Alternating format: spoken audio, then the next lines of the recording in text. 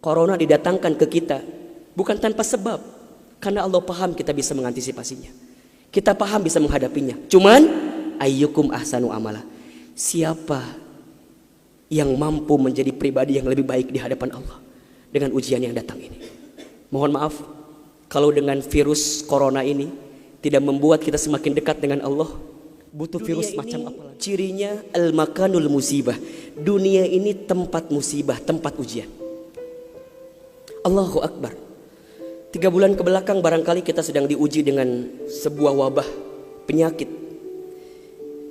yang bahkan di beberapa negara sudah menjadi musuh yang sangat nyata. Di Indonesia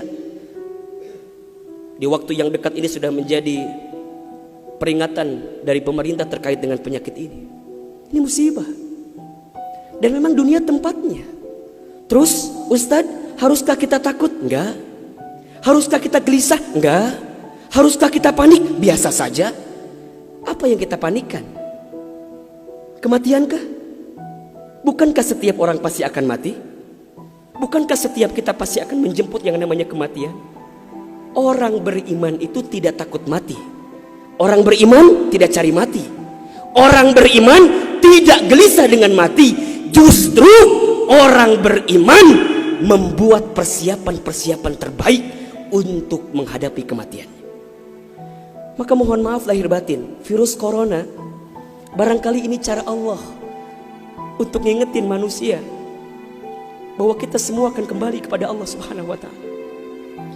Wala nabluwannakum bisyai'in minal khaufi wal ju'i wa naqsi minal amwal wal anfusi was samarati wa basyirus sabirin. Tugas kita hanya sabar menghadapinya. Bagaimana cara sabarnya? Tentu ikhtiar. Bagaimana Kemenkes memberikan peringatan kepada kita barangkali? Rajin cuci tangan di waktu yang sekarang dengan sabun.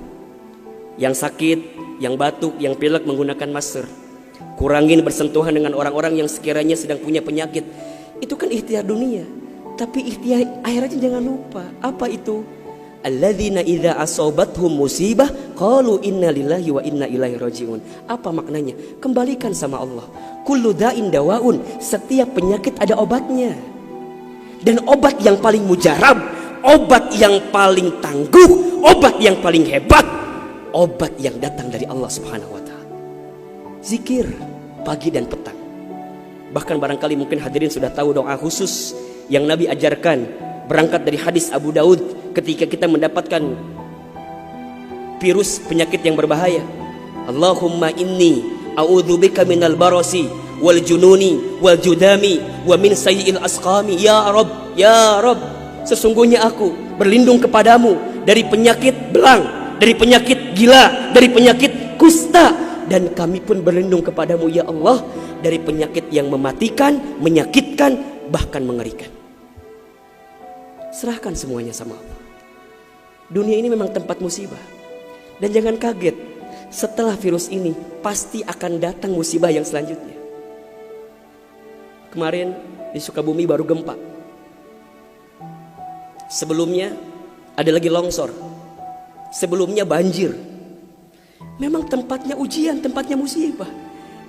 Mohon maaf kalau kita hidup di dunia gak mau dikasih musibah, jangan hidup di dunia. Memang itu cirinya. Maka lihat ciri yang keempat. Apa itu Ustaz? Dunia ini al-makanul ibadah. Dunia tempat ibadah. Orang akan semakin kuat menghadapi setiap musibah jika baik ibadahnya. Semakin hebat ibadahnya, semakin kuat hati untuk menghadapi setiap ujian itu. Semakin baik dia mendekat kepada Allah, maka semakin dekat jawaban jalan keluar dari setiap persoalan yang datang dalam kehidupan. Maka lihat surat Al-Mulk ayat 2. Alladzi khalaqal mauta wal hayata liyabluwakum ayyukum ahsanu amala wa huwal azizul ghafur. Dialah Allah yang menjadikan kematian dan kehidupan. Bahasa lainnya, dialah Allah yang menguji kita dengan sesuatu yang menyedihkan dan yang membahagiakan. Sebagai apa? Liyabluwakum, sebagai ujian untuk kamu sekalian. Apa yang Allah lihat? Mohon maaf, yang Allah lihat bukan ujiannya, tapi yang Allah lihat adalah ayyukum ahsanu amala. Siapa yang paling hebat menyikapi setiap ujian itu. Kalau di antara kita di sini ada yang sedang ikutan tes seleksi kemudian gak lolos, jangan salahkan soalnya. Karena yang salah bukan soal, pasti yang salah adalah jawabannya. Kalau sekarang ada di antara kita yang sedang dilanda musibah, ujian, mungkin di rumah tangganya, mungkin di keluarganya, mungkin di usahanya, mungkin di kerjaannya, mungkin di bisnisnya, jangan mengeluh. Karena Allah tidak mungkin memberikan beban kepada kita kecuali sesuai kemampuan kita. Corona didatangkan ke kita bukan tanpa sebab, karena Allah paham kita bisa mengantisipasinya. Kita paham bisa menghadapinya. Cuman ayyukum ahsanu amala.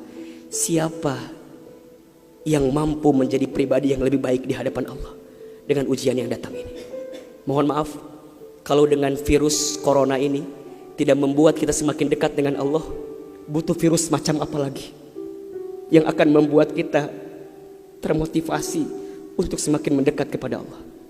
Kalau dengan banjir, dengan longsor, dengan tsunami tak membuat kita semakin dekat dengan Allah, maka butuh cara apa lagi yang akan Allah berikan kepada kita agar kemudian kita semakin ingat dengan Allah Subhanahu wa taala.